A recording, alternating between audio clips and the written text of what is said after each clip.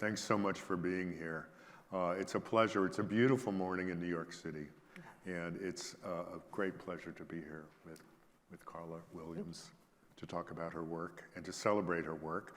Let me begin with a bit of a formal introduction, since I think it's appropriate. Carla Williams is an American artist and art historian. She received academic degrees from Princeton University and the University of New Mexico. She was a curator at the New York Public Library Schoenberg Center in 1992. Carla is well known for her groundbreaking book with Deb Willis, The Black Female Body, A Photographic History, from 2002, and many other scholarly contributions that have significantly reshaped our understanding of photographic history. Her first book of photographs, Tender, was published by TBW in 2022, is that correct? 2023, just 23, last year. Okay. Make a note of that. And she is represented here at AIPAD by Higher Pictures. She lives in the beloved city of New Orleans and has just let me know that she will soon be moving to our beloved city in New York. So, yes. Yeah. Thank you. Thank you. It's my pleasure. It's so good to have you here. We have so many things to talk about. We do. And I thought we would begin by talking about photographic education. Okay. And the time of photographic education that we actually both experienced, yes, which was late 70s into the 80s. And could you talk a little bit about your motivation for the project back then? You were at Princeton, yes, and working with Emmett Gowan, yes, which is a great honor. Amazing. Yeah, and I understand that he was here. Yes, he was the first person I saw when I came in. Yeah, amazing. He's really wonderful. Set the tone for everything. He's so dear to me. Yeah. So could you talk a little bit, please, about the context Sure. of the work and the program, and also about the audience, so to speak, for the work? Yeah, absolutely. I mean, I had the good fortune really to stumble into the program at Princeton, because when I went to college, I wasn't thinking photography at all. But I decided to take my first photography course my sophomore year. Like, oh, it's been a long time since I've been in that system. My sophomore year, and you had to interview to get into a visual course, and Emmett was the person who interviewed me. And from the moment I approached it, I was just in love with the dark room, the smell of it, the excitement of it, the magic of it, and that was it. And more fortunately, Princeton's program really emphasized photo history. We had Peter Bonnell as the photo historian. So between having Emmett and Peter, I mean, I couldn't have asked for a better introduction to the history of photography. So that was really formative, the combination of practice and entirely and history. And Peter Bonnell at the time was really instrumental in terms of forming the history. I mean, one could perhaps argue with his decisions, but you couldn't deny his significance. Yes. Absolutely true. And I was talking with another student who was here yesterday. He had been a graduate student at the time. And one of the wonderful things about Peter was that he had his area of knowledge, but he was so generous really about the other ways of thinking about photography and other kinds of images that weren't necessarily his interest. But he never, even though clearly the emphasis was fine art, he never really dismissed anything else. And so it was that's unusual. Yeah, it's unusual, and it was really important for me because in many ways it wasn't, though I became a fine art photographer, it wasn't the fine arts that really compelled me. It was sort of our cultural relationship to photographs, and and I think Peter was really important in that for me. Right. I think also it was I was thinking of this recently and thinking about Francesca Woodman, and you and I had a little email exchange about it. I think it was a very particular time in photographic education that the subjectivity of the medium as being a kind of emotional vehicle, a place for one's feelings, I think was really being developed. Yeah. And there were some really key people in terms of that, Dwayne Michaels and of course Emmett Gowan. Oh, I was obsessed with Dwayne Michaels at the time, so it's lovely that you would mention him. Yeah, that was absolutely the case, and so there was a kind of a freedom in what you could explore and how you could approach it, and I took advantage of that. Right, In terms of your work at the time, there's a lot of reference being made. There has been reference now to the presence of Cindy Sherman. Yes. Now, obviously that's important, but I also feel like that work fits in a more sort of emotional, confessional Yes. idea, as opposed to the self-portrait as a cultural construct. What really Correct me if influenced- I'm wrong. Well, Yeah. no, I think you're right. Cindy Sherman was really important to me, and mostly because I was very interested to be able to sustain a career using the self-portrait. And so watching her adapt and continue to use herself as, not necessarily the subject, but as the model and subject was really important to me because I was afraid of it becoming one note. Right. And so watching, and especially over time, watching her longevity was really reassuring. I thought Her inventiveness has been staggering. staggering. Yeah. She seems like a lot of fun. Yeah. I have to say. You all should meet. I'd love to. Okay. Yeah. Yeah. So yeah, she was, and that was exactly the moment. Cindy Sherman, Francesca Woodman, I was certainly looking at their work, but I knew that though I wanted, I took elements from both of them, my work was not going to look like that. I wanted my work to look like everything I was seeing, every single thing. And so I really did approach the self-portrait by way of thinking about all of the different kinds of representations that engaged me in photography and interpreting them through my own lens. Were you aware at the time of wanting to place yourself into some sort of history? Completely. Okay. Yeah, because I loved books. The photo books were really important to me. I worked in the art library, and my job positioned me right next to the photography books. And so not just the classroom, but being able to be kind of immortalized and solidified in book form, seemed essential. And so I definitely wanted at that time to see my likeness in each one of those. Right. Yeah. Right. Each one of those books and ways, and yeah. What was the work considered amongst your peers and in critique classes? Was it thought of as being at all subversive, or in terms of rocking the boat, or how was it? Yeah, how was it recognized? I don't remember any conversations at all in critique. None whatsoever. so much for the validity right? of those. I mean, truly. I remember, studying with Emmett Gowan, who's a master technician, a master printer. I remember often in critiques and coursework, we would, default to technical questions about, how. That was the default. Yeah, that was the default. But I also think it was that at that time in the early 80s, there wasn't really the language to talk about subversiveness and representation. Okay. That was the whole postmodern era of thinking about representation was just beginning, and so us as teenagers, late teenagers, early 20s, we didn't have we didn't have the language for it, and so we really didn't approach it that way. It was, how your prints looked, I think, was really the dialogue among our peers. That's a shame. Yeah. Because what strikes me is the intimacy. I mean, I regret using that word because I think it's overused, but there's such a strong sense of you in a private space and in a very private conversation with the camera. Absolutely. And then bringing that information into a somewhat public space. Yeah. Or at least a less private dialogue. It's true.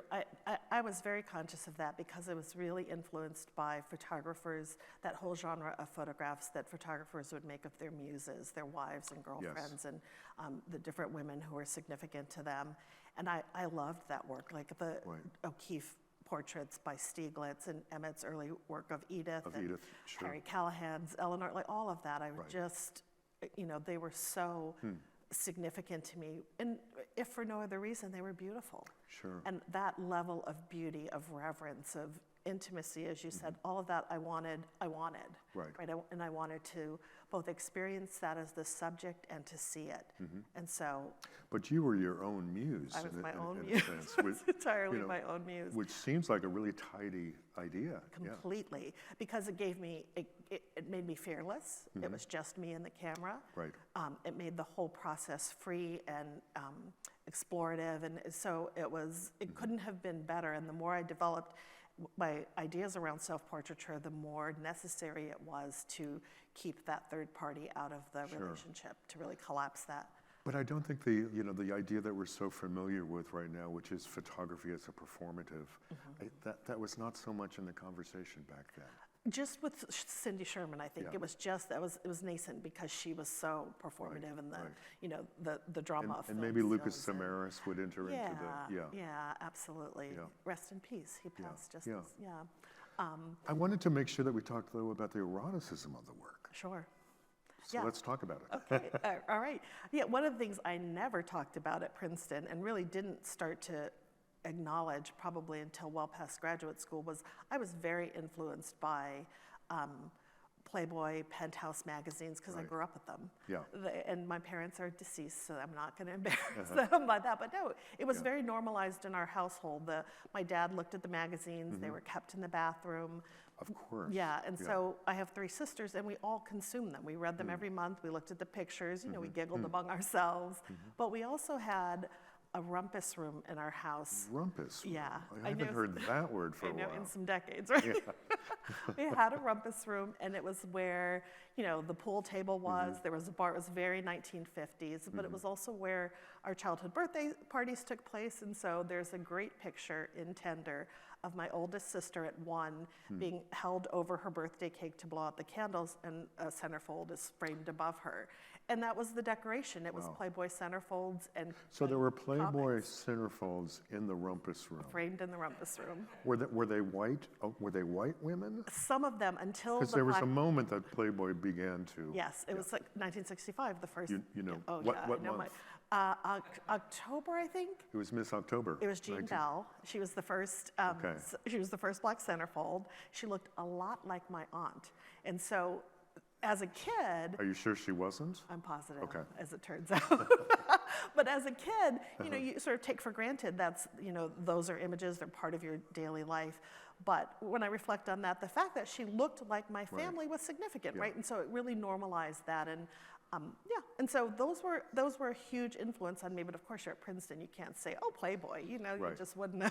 But you had to camouflage it in exactly. in a theoretical. No, it's art history. It's not pop culture. But that was absolutely important to me. And so of course, a lot of the poses. In fact, I have a contact sheet from my first semester, and where I'm sort of vamping it up in the mirror. I could see this was a time when I utilized the mirror, so I think I was photographing in the mirror, and it was straight out of Playboy.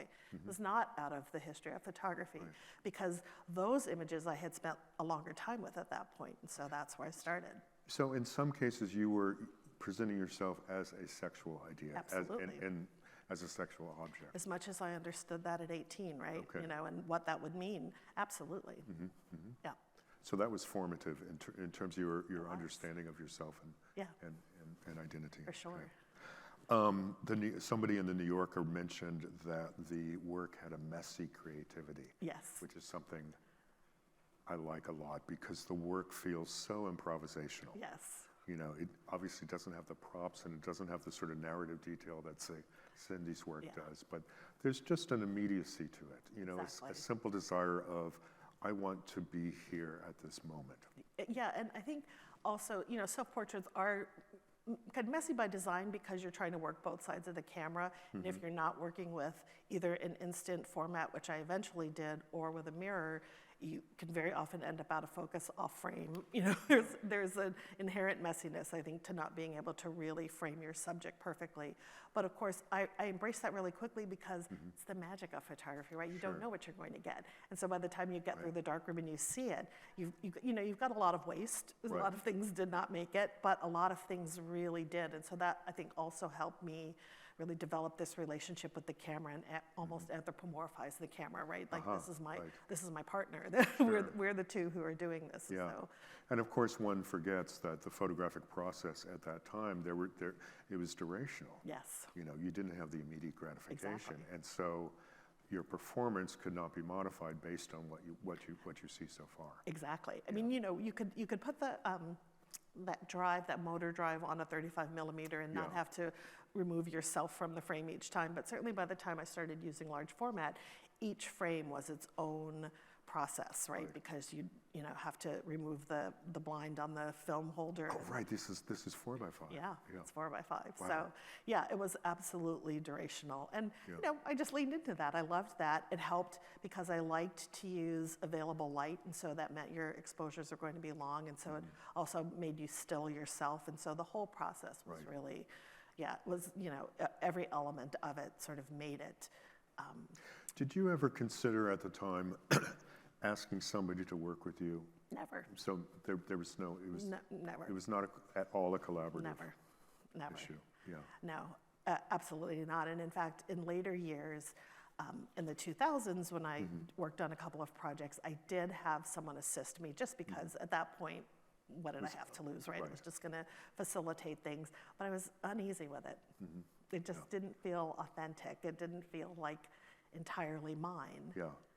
But what interests me so much, and then we'll move on a bit, is the fact that the fourth wall has now been removed. Yes. It was removed somewhat when you were a student. Yes. And then the work went into seclusion, so to speak. Yes. But now it's completely gone. Now it's completely gone. Yeah.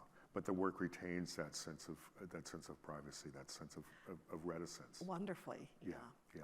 Let's talk a little bit, Carla, about then your work as a historian. Sure. And again, the Black Female Body from 2002.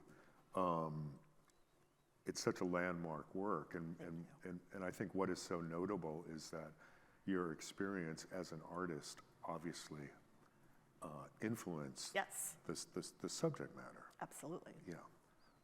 But of course, you decided not to put your work into the book itself. You know, I don't think my work is in there. Someone insisted that it was, and I didn't open it to make sure. I don't think my work is in there. And that was really conscious on both of our parts. That was co-written with Deborah Willis, and who's also a visual artist as well as historian. And I don't think we put our work in. Yeah. And that was a conscious decision, I think, because we thought at the time and knew that that book was just going to be the beginning of scholarship on that subject matter, and so it didn't seem like it had to include us, right? That our work had its place, but it didn't need to go under that title. And I continue to think that that's true. It would have, and I think also at that time it would have just felt a little self-serving to put your own work in your own scholarship. No, I admire that decision. Yeah, thank you. A lot of people would not make that that decision. Yeah. But this also goes back to your idea that you mentioned. One of the things that motivated the work early on was seeing a likeness. Yes. And so it's curious and very interesting that process of wanting to see a likeness has continued and animated your work as an art historian. Absolutely. So, absolutely. So you knew that there were likenesses to yourself and to the work that you've already made. Yeah, absolutely. And when we conceptualized that project, I had replaced Deb at the Schomburg Center, and she had moved on to the Smithsonian. And even at that point in my career, at that point she had a long relationship with archives, and I had come from the Getty Museum, where that was my first job out of graduate school. I had an internship in the Department of Photographs there. Excellent. Talk about, again, a photo-loving person landing in the right place. And we just started to have conversations about the various images. Oh, I saw one there. Oh, there's one in that collection. Oh, have you seen the Weston pictures? Have you seen? Yeah. So that's really how that conversation began. And this is before the internet. This is before the internet. We're talking reproductions, like, oh, look in that book on such and such on page 300. There's one reproduced there. And so, really, but most of that came out of our personal exposure to the archives in which we had worked. And that was essential because a lot of those images hadn't been published previously. So it happened organically, and then you decided to put the book together? We thought, well, the more the conversations escalated, we finally thought, well, let's do a book. It was my first book, and of course not her first book, and so she could not have been a more perfect partner with whom to work on that. And yeah, and it was so, to this day, obviously, I love the archive, and the role of the archive was really part of what we were questioning when we were looking at the images, because one of the images that really, I think initiated all of this for me was one that was in the collection of the Getty Museum, and it was an image about which I wrote my first published essay, which was in a book that Deb edited, actually, called Picturing Us. And it was a daguerreotype of a Black woman who appeared to be masturbating. And, of course. A daguerreotype? Yeah, it was Amazing. a daguerreotype, a 6th plate, so it was a decent size. Yeah.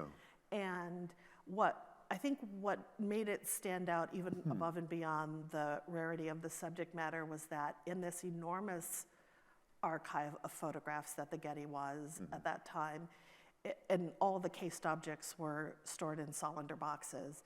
It was the only one that was stored entirely by itself. Huh. In this, So it had been really marginalized. yeah, it had been marginalized even in its storage. This is a Black woman. A Black woman, and it's a French daguerreotype. She's Amazing. unidentified. It's an amazing image, and the experience of finding that, my role during my internship at the Getty was to catalog Western photographs of all things, but it was such great access to the collection itself. I could open all the boxes. I could spend my day just really working with the objects, and that's how I discovered. And when one discovers a picture like that, there's always the assumption that there must be more. Right. This must just be the tip of the iceberg. Exactly. Yeah. And it turned out it was, not for that collection, but for the history of photography. It really was the tip of the iceberg for me. Has there been any consideration, any thought of doing a second volume? Because, since 2002, when the book came out, there are so many young, emerging female Black photographers. Oh my God, I think we could fill 10 volumes since, which is so gratifying. There you go, 10 volume. And we've been asked many times, and I think we just haven't coordinated. We've been asked to reprint it. We've been asked to update it. We've talked about it. It hasn't happened. I think that conversation has revived in the last year, and I think it will happen. My next research and writing project, I'm thinking of titling The Black Female Body, this new title, which is actually Ecdesias, Pinups, and Other Naked Ladies, because Enthusiast pinup. Ecdesias, which is burlesque dancers. Yeah. It's such a good word. I'm pulling it out for the title, because I have been collecting and studying Black pinups and burlesque dancers, and you have some wonderful examples on your website. I do. Yeah. Oh, it's a treasure trove, and those are precisely the images I imagine must exist, but I had no knowledge of when I initially started my photographing.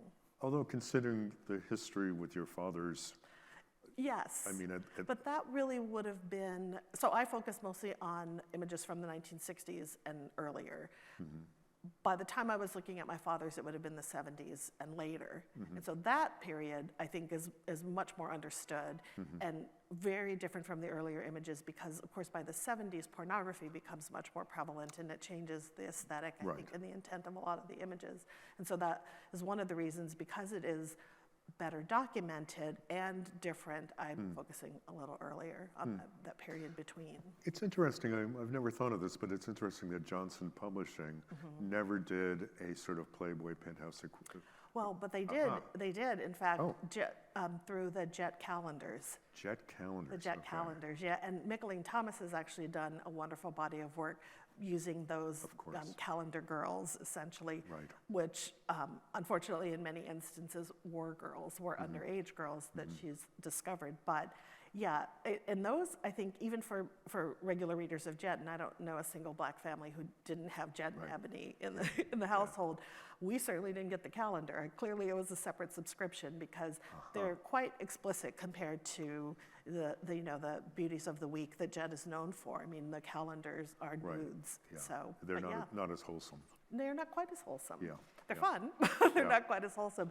And I don't think I have ever determined when the calendar images started. I can't think of any prior to 70, but they may have started in the 60s. Yeah. I wanted to make sure that we spent a little time on the present. Sure. And could you talk a little bit about the experience of this work, which was made so long ago and which was kept privately, now being I mean, they've gone from personal, private images to Yes. very public images. Yeah. And you seem delighted by it. I'm totally delighted by it. So no. Yeah, no, I'm delighted for many reasons. One, because of the ease with which it has happened. I didn't seek it out, I didn't anticipate it, and so it's been kind of a lovely gift. Yeah. Both through the publication of the images in Tender and then the exhibition of the images through Higher Pictures. It's just been unanticipated and, for me, really effortless. Amazing. It's amazing. Yeah. It's truly And you've talked also amazing. about the design of Tinder Yes. and how I mean, effortless that was. completely effortless. I think Paul Sheik is a genius. Mm-hmm. You know, we met via phone early in COVID, had conversations just really about everything. I mean, we talked about photography, but we talked about my love of true crime. Like I was, you know, so I wasn't really, you know, cognizant of the fact that, of course, he was absorbing all of this information about me as he was looking at the images. And it was a long process, as publishing always is, and especially, I think, publishing during a pandemic. And eventually, you know, one day he returned the draft of the layout to me, and it was perfect. It was I didn't have a superb. single, it was super. I mean, I was just floored, floored at how well he and his then assistant, Kat Siemens-Boucher, had gotten it. You know, and we hadn't had explicit conversations, but they clearly, it was really amazing. And I also, there was a videotape that I saw recently, and you talked about the title Tinder, which you assigned to it. I did. It's a perfect title. But you also talked about Tinder as being an economic. Yes. Could you elaborate? I thought I found that so compelling and so. Thank you. Yeah, no one else has really asked me about that, Yeah. so I appreciate this question. Yeah. Yeah, because we know your title is everything, right? You get nervous and you think, well, I've got to nail it. Yeah. And I did one day. I was just sort of thinking about the nature of the images and, you know, their intimacy and my youth at the time, because I started making them when I was 18, and you know, all of those things. But I thought, but you know, there's always a trade on this.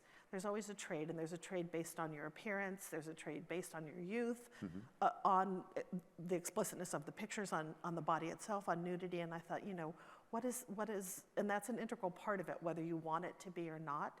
And so I thought, well, it's my legal tender, right? It's my, it's in some ways. Your legal Tinder. Yes, it's the equivalent of my my monetary exchange with the world. And so that was. So you think about them as being transactional in a I sense. don't. Oh, okay. But I was acknowledging that I know that exists, that is always an element implicit in any exchange, really, in our capitalist culture. Right. So it was a nod to that, and to really the acknowledgement that I know that they would function differently if my appearance were different at the time. Right. They'd certainly function differently. In fact, if I resume to photograph now at my age, and Are you thinking of that? I am. Okay. I am indeed. Yes. I had a feeling. Good. Yeah. You know, Yeah. you can't stop yourself once you love photographs. But Yeah. in fact, you know, I was aware of all of that, and so it was important with the choice of the title for me to acknowledge that, for that to be an inclusive part of my understanding of what that word means. Would the word commodity thus be? Too explicit. Okay. For me. No, I'm not saying it's a but- title, but but just a yes. sort of Absolutely. a conceptual idea that this absolutely. is a commodity This is and a has commodity. been one. Yeah. Yeah, absolutely. Yeah. I think that's a really worthwhile train of thought, and it's not something that is acknowledged so explicitly in our roles as artists, but we are producing Yes. commodities, and it does not have to have the capitalist Exactly. possibility. It's just Yeah, it's just something that, you know, and it's what gives it value to others, right? Yeah. And I also just wanted to make sure that I mentioned, at least briefly, how compelling the installation here is at AIPAD. Thank you. And I would really recommend that folks come. Thank you. The way that you've decided to, commodify them is really significant and impactful. Thank you. I credit so much of that to Janice and Kim, the curators and owners of Higher Pictures, because they were very specific and deliberate about wanting to approach the first two exhibitions of my work that I did with them in kind of chronological time, to kind of set up where I had come from, because it is unusual for someone whose work was made more than 30 years ago to suddenly begin presenting it. And there's kind of a mural piece that is the centerpiece of the booth, and I had entirely forgotten about it, even though it was the opening salvo, so to speak, in the original exhibition. I hadn't looked at it. This is the original graduate exhibition. Yes, in my original graduate, for my MFA Right. show. I had forgotten that I had created that and that it even existed, but I found a slide of the installation and then it came flooding Amazing. back. And then, of course, because I'm a pack rat, I had all the prints. They were all together in a box, and so it was easy to recreate them. But in their choice of updating the framing and presentation of the works and then really centering that piece, it has transformed how I think of the work and how I think the work communicates, and I think in a really sophisticated way, because the references that I was making at the time are, I think, more understood. Then I think I was more explicit about making the connections, because the work had gilt frames with picture lights, and there Yes. were these photocopy transfers that were quite illustrative of what the images meant. And I don't think any of that is really necessary any longer because of the 30 years in between, hopefully because of the book I wrote with Deb and all of these other things. And so I think the presentation now is really, in a sense, much tighter and more powerful. I mean, I'm getting to re-experience it myself, and I really Which think it's is wonderful. remarkable. Yeah, it is. There's a very long, there's a grid of images, maybe 40 or 50 images. It's 120. Wow. Yeah. My first reaction upon seeing them yesterday was that they felt like wanted posters. Oh, I like that. Yeah, you look criminal. Yeah, I mean, I love that because, well, of course, in the mugshot, that mugshot aesthetic was really Yeah, quite, that was in my mind at the time, the Yeah. frontal, the profile, right. the rear view, yeah. But there's also information available at the booth which talks about, and I'm going to screw up this word, phenomenological. Oh, phrenological. Thank you. Yes. Yeah. Yeah. Oh, yeah, that pseudoscience of phrenology, which was really popular in the late 19th century. Right. The discovery of that at the time when I was making the images was so significant because, of course, it's an absurd science that Yes. somehow you can understand a person by the shape of their head and by But reading the bumps of their head. you're submitting yourself, Yes. ironically perhaps, Exactly. into that context. Absolutely, and I think it's also kind of for me, it was also kind of not commentary, but a reference to photography itself, because we imbue photographs with so much truth, right? When they're really not truths at all. No, but we still, fiction, they're yeah. total fictions, and we still cling to this notion of them somehow, being exact likenesses or representations of something that is, unimpeachable. And, as I've aged in particular, I've noticed that, ironically, I cannot discern likeness from a photograph. You can put two photographs of the same subject next to me, together for me, and I'll scrutinize, and I'll think, I don't know, is that the same? I don't know. I think it's very difficult. And Right. so Two pictures of of the same subject. the exact same image. Not the same image, Okay. but the same subject. Yeah. It could be the same person, it Right. couldn't. I find it just mystifying that we can look at images and still use them as proof of something or yeah. as truth about Yeah. something. Well, But I'm not sure we do, but ID photographs, Right. we rely on them, and it's just absurd. that's correct. Yeah. So really the arc of your use of photography went from undergraduate school, which, with your permission, I'll call that the confessional mode of course. Carla's work. Sure. And then to something which was more, which examined the use of photography as a data collecting. Yes, absolutely. Okay. Yeah. And then on to your work as a historian. Yes. And now back to photography again, starting next week. Yeah, exactly. Okay. Next Monday. As soon as it was very fun. Someone said the other day here, "Oh, you're not gonna believe how expensive 4x5 film is now," and I believe that's true. But that's still what I'll go back to because Figure it out. Yeah. old habits. Yeah. It's been such a pleasure. Thank you total Thank you for pleasure. talking things over. Thank you all for being here. Yes, thank you. And have a great weekend. And do come to AIPAD. And yes, thank you. Yeah.